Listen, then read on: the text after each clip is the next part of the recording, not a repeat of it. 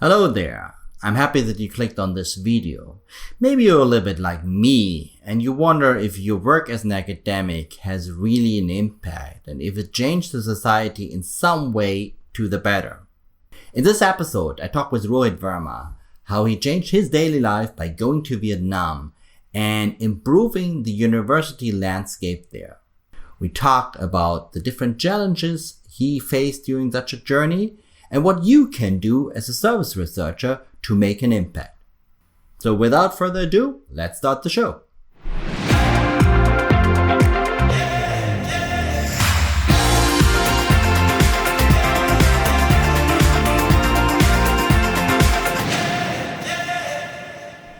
Welcome to All About Service, the show that connects the academic world with the business practice. My name is Werner Kunz. I'm professor for marketing at the University of Massachusetts, and I will be your host for this show. In our episode today, we want to talk about a topic that goes a little bit beyond the normal academic life. As a service researcher, we are used to teach now online or in the classroom. We're used to write papers, do research, or we know we should also serve to our university. But is that the only way to do service? Is that the only way to have an impact and a purpose as a service researcher? And I'm happy to welcome a guest to this show, All About Service, who turned his normal academic life upside down and started a complete new venture at the other side of the world. So welcome with me, Rohit Verma from Cornell University. Thank you to be at the show, Rohit. Thank you, Werner. It's my pleasure to be part of this exciting show. Thanks for giving the opportunity to discuss my background and exciting project with you and all the colleagues. It's great to have you here, Rohit. So we know you. We know you as a professor for operations management. I know that you have an engineering background. You have multiple of citations. I know that you were an executive director of the hospitality school at Cornell and on the Institute of Healthy Futures. So all of this you did already on Cornell and we're going in the normal way. And then last year, if I remember that right, I read on my Facebook feed that you said, you know what, I go to Vietnam, take a new position and start a new university in Vietnam. And I must say, I don't read that very often from my colleagues on Facebook. That looks to be a very big step for me. And I wonder a little bit, what happened? So how come? Can you tell us a little bit more about that? Sure. It'll be my pleasure to do so. I have to say in the beginning that this is probably one of the most exciting projects I have been involved in my entire professional career. And indeed, it was a very big move when I look back at how I got here. Cornell decided to start a new college of business. This happened back in 2016 when the three AACSB accredited schools at Cornell got combined into one college. And I was asked to serve as the Dean of External Relations for that college. Right at the beginning of the formation of the college, we were receiving several invitations from other universities and companies to partner with them. So back in July 2016, I believe, I received in my office a nice proposal from Vietnam, which said that, this is a fast-growing country. There are about 100 million people, about 1 million high school graduates, and there's a urgent need to have a world-class university in the region.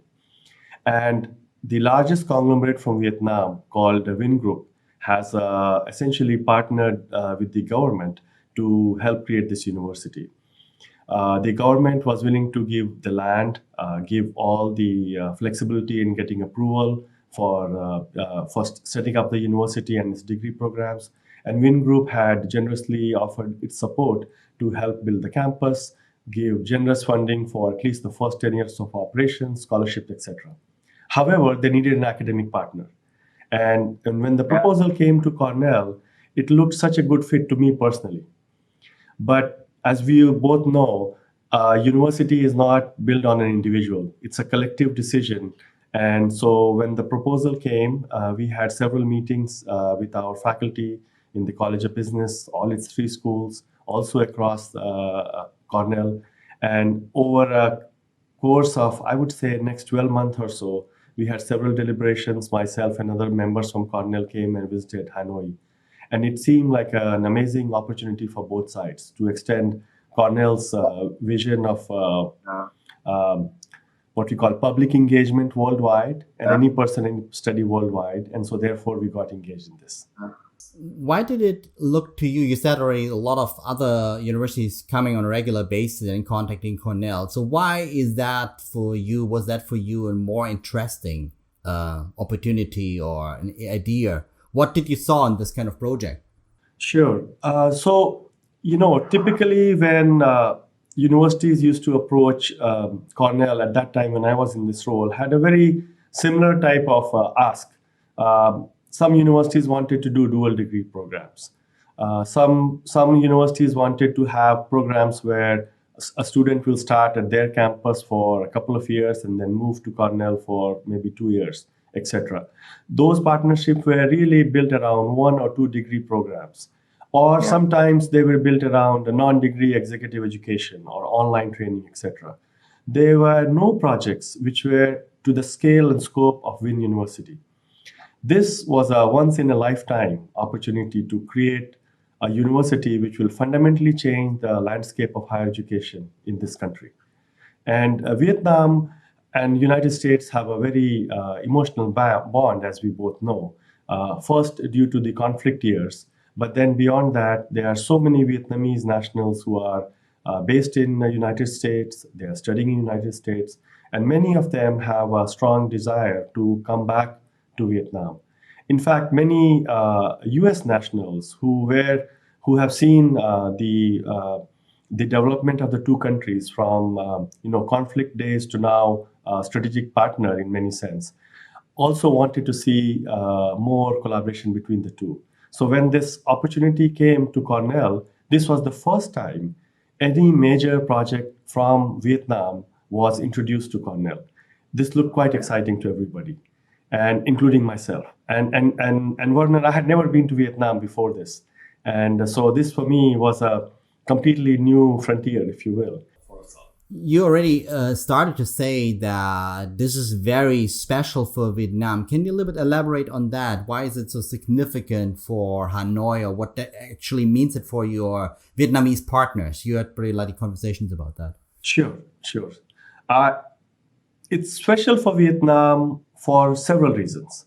Vietnam has, I believe, over 100 universities, maybe over 200 or so. I don't know exact number.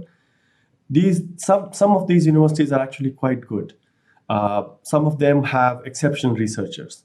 However, when we compare the current Vietnamese universities to world standard universities, let's say in United States, in many other developed countries, etc., we see that there's quite a bit of difference between the curriculum, the way any subject matter is taught, the quality of the research output, the productivity, etc. And the reason is that these universities have evolved gradually following the natural path of evolution in the country. But we both know that the modern universities do more than just teach a very structured curriculum. Modern universities are hubs of innovation. That's where we create future leaders. That's where we create, open thinking. We create new knowledge. We often translate knowledge, etc. And this type of institutions are not currently here in Vietnam first. Okay. Yeah. Can you give me an example what that is, what you will bring in? I know you're planning that, but what you will bring in that is separate from a typical, let's say, teaching curriculum? Sure. So when we look at Win University, this university is founded on the curriculum which is advised by Cornell and University of Pennsylvania colleagues. So first of all, the curriculum is very similar to what we'll see at any world-class institution around the world, adapted for Vietnam. Second, we have 3 colleges which are being created in sync. College of Business and Management, College of Engineering and Computer Science, and College of Health Sciences. These are 3 professional colleges which are fully integrated in terms of their curriculum, their faculty, and how the research and teaching will get done. So what will happen is we will see many multidisciplinary courses. We'll see experiential learning. We'll see cross-fertilization of idea between students, etc. And it'll all be based on international standards, if you will. Oh, okay. So all of these things are quite unique. Traditionally in Vietnam, universities are very discipline focused. So there's a university for economics, university for education, university for engineering. And a student after 12th grade has to pick a university and basically they graduate from there. And in this university, they'll be studying an integrated environment. They can switch majors if that's what they want. They can have dual majors. They can have study abroad. Many things similar to both your institution and Cornell and Penn, but specific to Vietnamese context.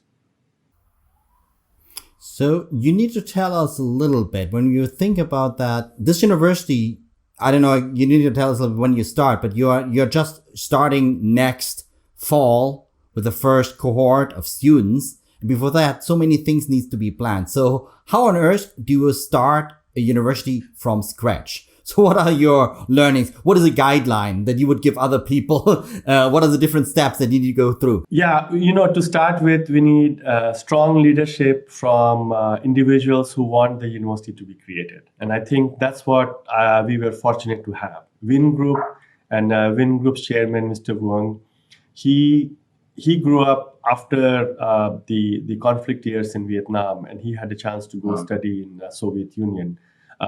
And he got a higher degree there. Eventually, he came back to Vietnam, created this first homegrown conglomerate called VinGroup.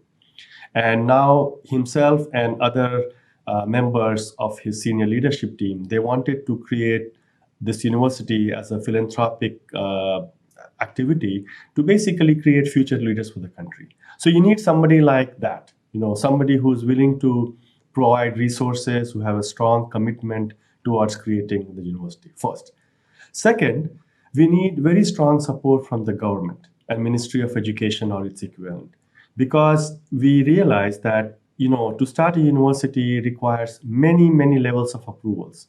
We need to have the strategic plan of the university, the entire infrastructure, bylaws, what will go into the degree, background of the faculty, everything which we take for granted in our university has to be written from scratch.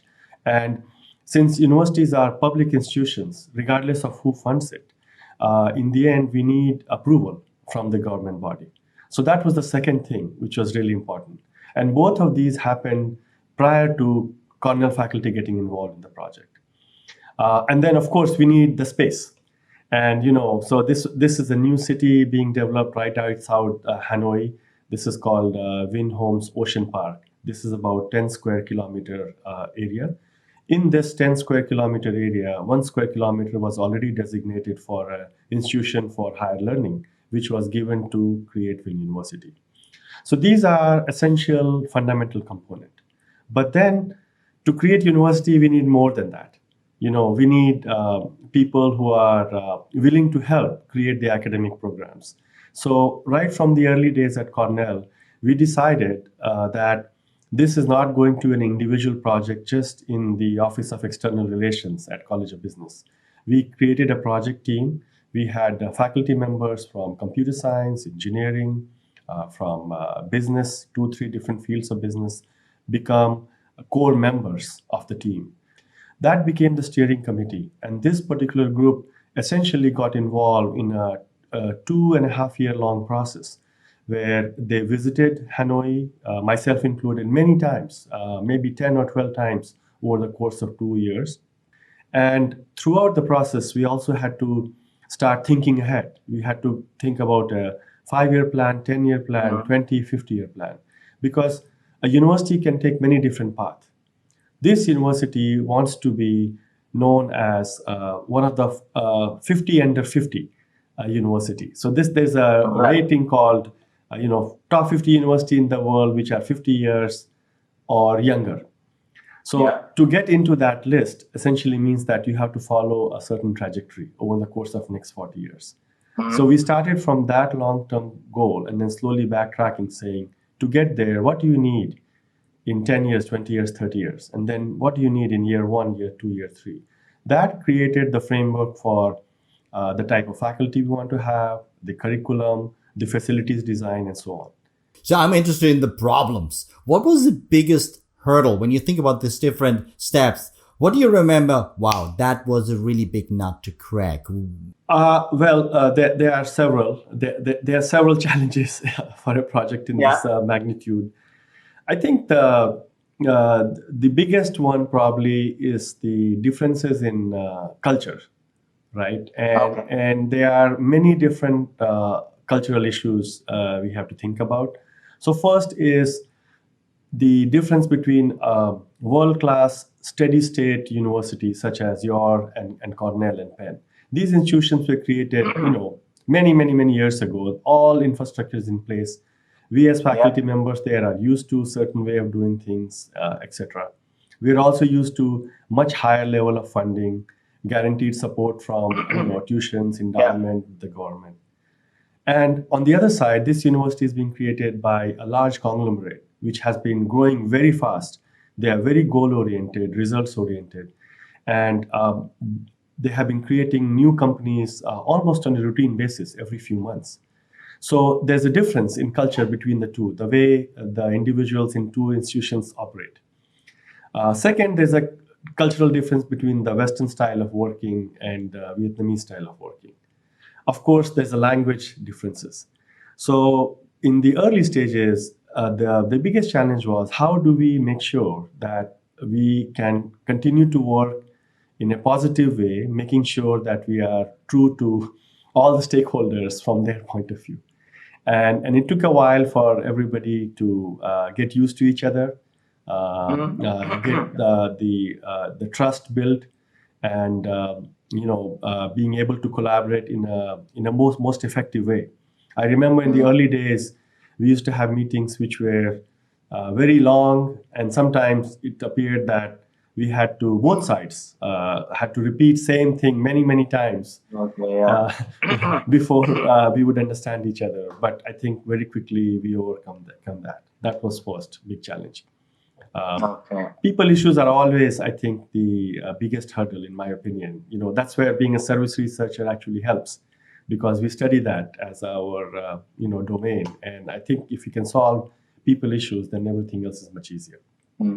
So Rohit, you mentioned already this kind of international orientation of the VIN University. And I wonder also a little bit, yes, of course you need local people, but you also need international people. You need your network. You're well networked, or you have a good network of people. So I wonder a little bit, what is the role of these, or how important is your network for the success of VIN University? Or for instance, more from a SERVSIG perspective, how can the community of people, of service researcher, help you? Is there any way that they can contribute to the success of the VIN University? Sure. For any new university to be successful, we need good students, but we also need excellent faculty. And which means we have to look for faculty all around the world who are excellent in teaching, excellent in research, and who are willing to take on a project like this. These days, there are many excellent universities around the world, and if there is a new PhD candidate in the market, they will look for the best opportunities. So we had to make a case, and we have been fortunate that we have recruited a few highly talented young assistant professors. Now, not everybody will be interested in coming to Vietnam. Not everybody will do that for a variety of reasons, family reasons, language, different culture. But some will. So people who have maybe desire to explore new parts of the world, people who have some cultural or family connections to Vietnam, for example, or Southeast Asia, if you will. So we tapped into those networks, individuals who had any sort of connection. We tried to reach out to them, and some of them chose to come here. PhDs from excellent universities like Minnesota, from Korea, from Australia. We have had several from all around the US.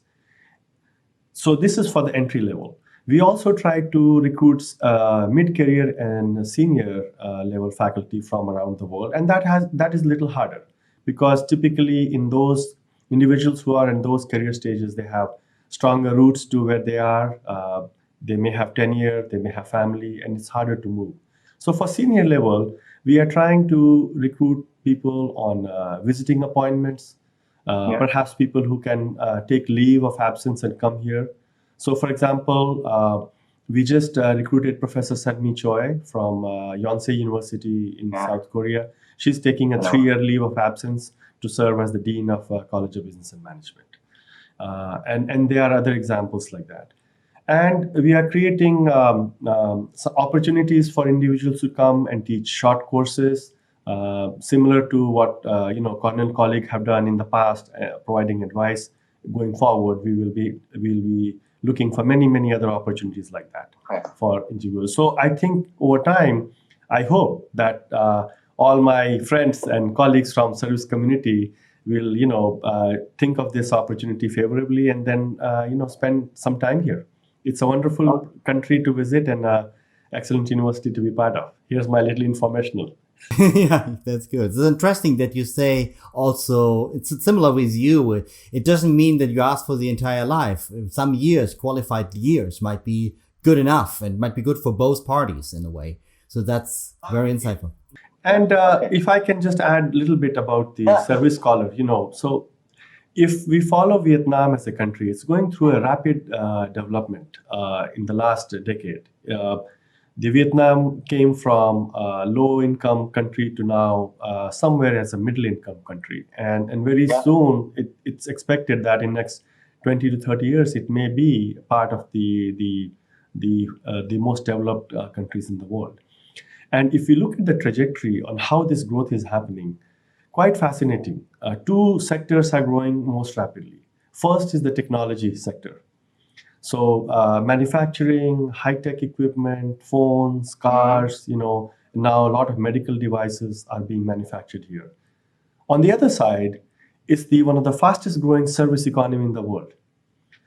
Vietnam is a long, narrow country from north to south, about 1,000 miles of beaches. Many beautiful resorts are being created here. Several senior care facilities are being created here, fast-growing retail. So it's an amazing opportunity, I feel, for a service scholar to come, just for their intellectual curiosity. And of course, it's a great tourism destination as well.